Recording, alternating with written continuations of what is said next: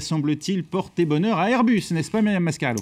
C'est exact, Raphaël. Bonsoir à vous, bonsoir à toutes et à tous. L'avionneur européen a tout simplement réalisé la meilleure performance commerciale de tous les temps en matière d'aéronautique. Figurez-vous un peu, 1503 commandes nettes, 626 livraisons et un carnet de commandes équivalent à 8 années de production pour fêter le nouvel an, donc à la toute fin de l'année 2013. En 2014, Airbus sortira son nouveau long courrier 100% carbone, l'A350, et compte aussi sur son super jumbo, l'A380, pour tailler des croupières à la concurrence. Écoutez.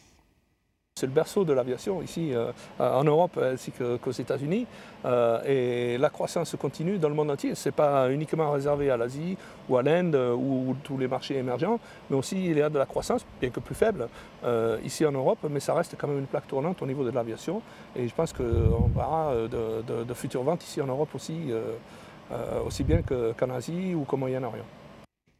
Champions du monde aussi, les constructeurs allemands de voitures de luxe, BMW, Audi et Mercedes-Benz se partagent le podium du premium, vente record. Et dans cet ordre, en 2013, grâce notamment au marché chinois et américain, selon le centre d'études CAM, les fabricants allemands haut de gamme progressent 2 fois plus vite que le marché mondial. Ils arrivent en force aujourd'hui au Salon automobile de Détroit.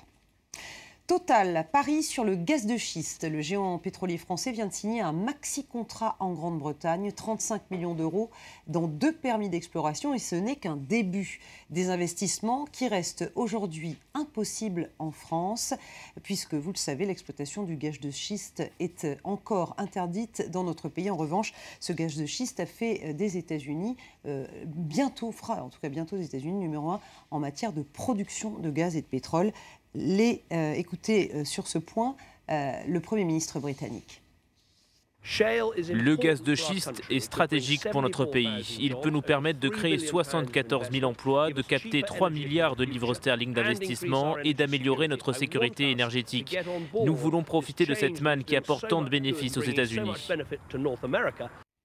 Les marchés, cette semaine, commencent en douceur en Europe où aucun chiffre n'est venu affoler les indices. Paris finit sur une hausse de 0,30%. Francfort prend 0,39%, plus 0,26% à Londres. À Wall Street, bien sûr, la séance n'est pas terminée.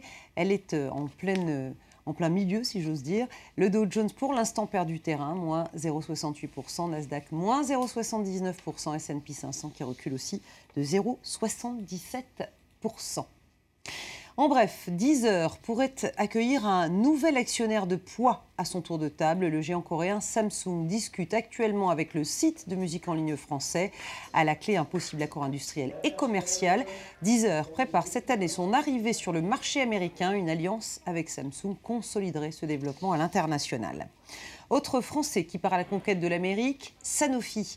Le géant pharmaceutique va investir 731 millions d'euros, 1 milliard de dollars pour s'offrir 12% d'Alnilam. Cette société américaine de biotechnologie développe actuellement des médicaments du futur basés sur les thérapies géniques. Enfin, Mario Draghi l'a lu dans Central Banking, une revue très confidentielle que vous ne lirez sans doute jamais. Le patron de la Banque Centrale Européenne y est sacré gouverneur de l'année. Mario Draghi a su ramener la confiance et calmer la flambée des taux d'intérêt en zone euro, salue le magazine. De fait, l'Irlande est revenue sur les marchés et la Grèce devrait faire de même en 2014. Fin de ce journal de l'économie. Je vous retrouve dans 1 heure et je vous laisse en bonne compagnie. Vous êtes avec Raphaël Kahn. Merci Myriam, et l'information est tombée, vous étiez sans doute avec nous il y a une